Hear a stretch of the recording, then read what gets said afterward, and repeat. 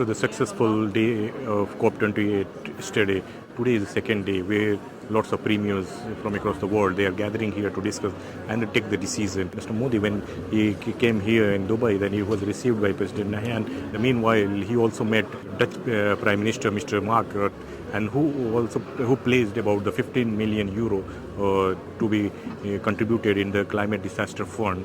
And then decision was adopted on the very first day, and soon after that he also placed about $100 million to be contributed for the developing countries to fight against this kind of issues. At the sideline of COP28, there were several premiers who were meeting with the counterparts.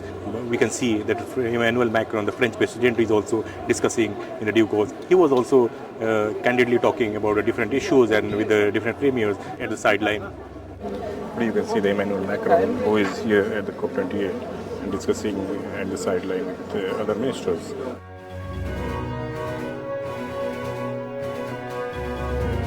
Now we can see that what the Indian Prime Minister has to say here in Dubai. He was here to discuss on several climate issues, that what India is taking forward and what are the challenges that world is going through and what are the steps that India is going to take for the Indian Prime Minister Modi, who is speaking here at COP28 climate change plenary session.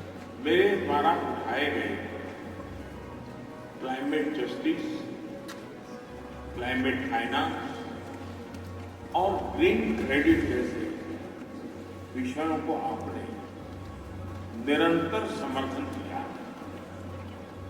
हम सभी के प्रयासों से ये विश्वास बढ़ा है कि विश्व कल्याण के लिए सबके हितों की सुरक्षा आवश्यक है, सबकी भागीदारी आवश्यक है। फ्रेंड्स, आज भारत में इकोलॉजी और इकोनॉमी के उत्तम संतुलन का उदाहरण विश्व के सामने रखा है।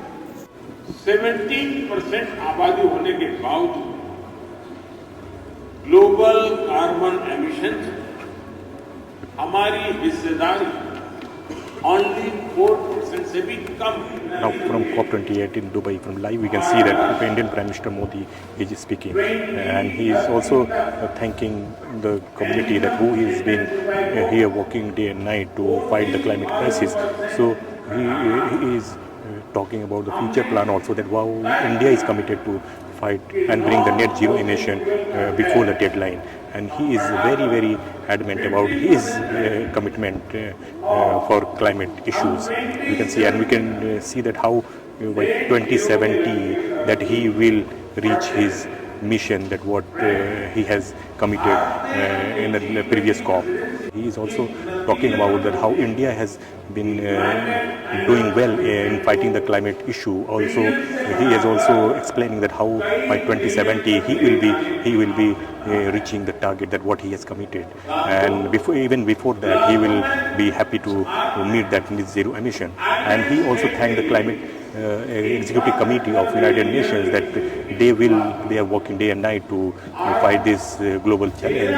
And before that he also commented about the G20 success, and where all those member countries contributed at on several issues, and they were very happy for the outcome. And today, if you talk about yesterday, that we can also understand that how this was successful because of the day one, the decision was adopted by the committee. Also, the second day that many countries who was coming forward to place the $1 million for the climate, to fight the climate disaster and the climate disaster fund, like Netherlands Prime Minister also granted 50 million euro to be contributed for that. Before that, UAE already placed about $100 million to be given to the developing countries to fight this kind of challenges across the globe.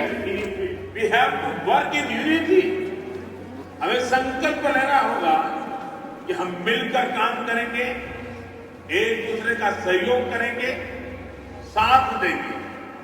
हमें global carbon budget में सभी विकासशील देशों को उचित share देना होगा। We have to be more balanced. हमें ये संकल्प लेना होगा कि adoption, mitigation, climate finance, technology, loss and damage, इन सब पर संतुलन बनाते हुए आगे बढ़े।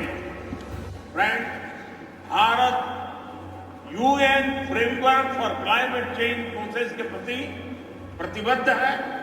इसलिए आज मैं इस मंच से 2028 में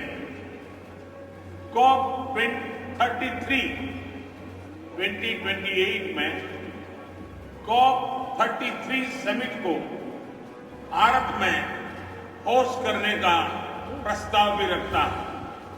President of United Arab Emirates, he is addressing the gathering and what UAE is expecting and what UAE is going to deliver. This is the thing that what he has been highlighting here as a vice president of this country. وأعلن صاحب السمو الشيخ محمد بن زايد آل نهيان رئيس الدولة حفظه الله في كلمته عن تشكيل صندوق بقيمة 30 مليار دولار لتنويع ودعم المشاريع في العمل المناخي. ولدينا فريق عمل حكومي متميز يقود أجندتنا وسياستنا ومشاريعنا بالعمل المناخي. ونفخر اليوم بأننا نستضيف العالم في هذه القمة العالمية للعمل المناخي. الحضور الكريم، نكرر ترحيبنا بكم في دولة الإمارات العربية المتحدة، ونكرر التزامنا الجاد بالعمل من أجل كوكب الأرض، ونكرر رسالتنا المعلنة والواضحة بأن التواصل والتعاون بين الدول والثقافات والحضارات هو الطريق للتغلب على التحديات المناخية التي تواجه كوكب الأرض. شكرا لكم والسلام عليكم ورحمة الله وبركاته.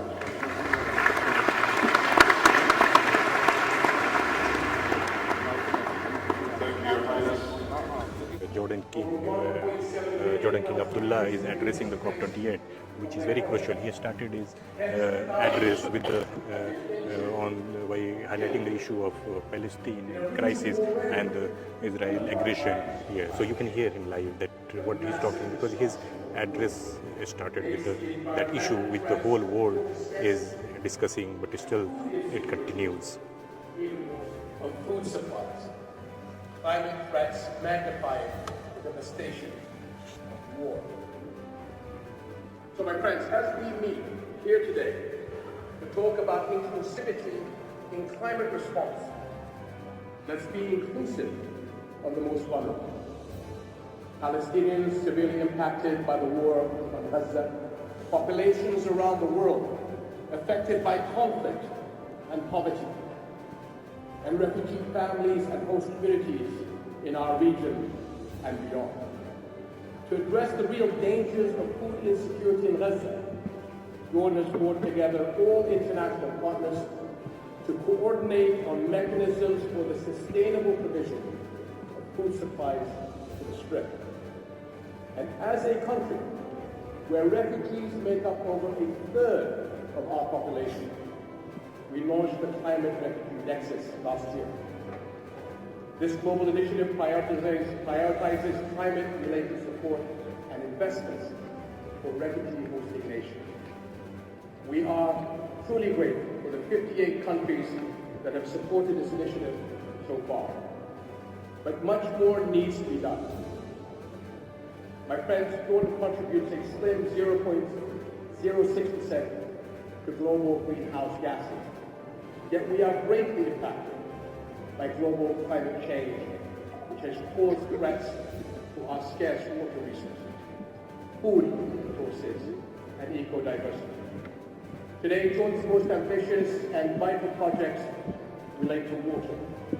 A major national water project envisions desalinating Red Sea water from the Gulf of Aqaba and channeling it to major populations. It was very, very much impactful and successful, the Sharm el-Sheikh COP27 in Egypt. So we can hear him live. أصحاب المعالي الوزراء السيدات والسادة، يسعدني أن أستهل كلمتي بتهنئة دولة الإمارات الشقيقة على توليها رئاسة مؤتمر الأطراف 28 لاتفاقية الأمم المتحدة الإطارية لتغير المناخ. COP 28 مشيدا بحسن التنظيم ومؤكدا ثقتي الكاملة بقدرة دولة الإمارات على الإسهام الفاعل في تحقيق أهداف هذه الدورة. إن مؤتمرنا اليوم ينعقد وعلى غرار مؤتمر شرم الشيخ العام الماضي وسط تحديات سياسية ودولية خطيرة لا تقل أهمية عن تداعيات التغيرات المناخية، وهو ما يتطلب منا كقيادات سياسية مسؤولة أمام شعوبها العمل المخلص على خروج مؤتمرنا هذا بنتائج طموحة وتنفيذ متسارع للتعهدات السابقة. وتدرك مصر بضوء رئاستها للمؤتمر الماضي بشرم الشيخ.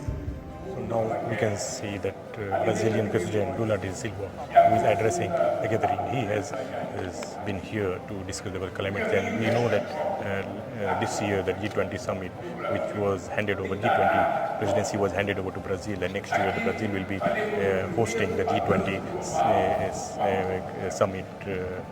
So here now he is here as a president to share about the climate issue, also about his plan and agenda, that how the Brazil is taking a climate issue as an important issue to be addressed, not only here, also about for the global challenges what we are seeing. Now is the time for European Union and European Commission here, that they are addressing about that at COP28 in Dubai, that what they are dealing, what they are going through, and what they have in mission to address the world, especially on this climate finance issue and the climate crisis that what the world is going through. And they will also explain that Ursula von also will be here, that soon after him that she will be addressing the gathering here, and you can see here. Run away climate change.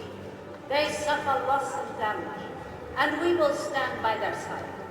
This COP is about ambition, it is about targets, and it is about finance. Let me start with ambition. Global emissions must peak by 2025. We must phase out fossil fuels, and we must reduce methane emissions. Here at COP28, you can see here not only from the Eastern perspective, but also the African perspective. You can hear the earlier session that we have saw that how the Kenyan president also expressed his concerns, and now the Tanzanian president Saleh is already addressing here in COP28. COP28, we seek to mobilize support for increased use of clean and affordable cooking fuels and technologies across Africa, especially for women.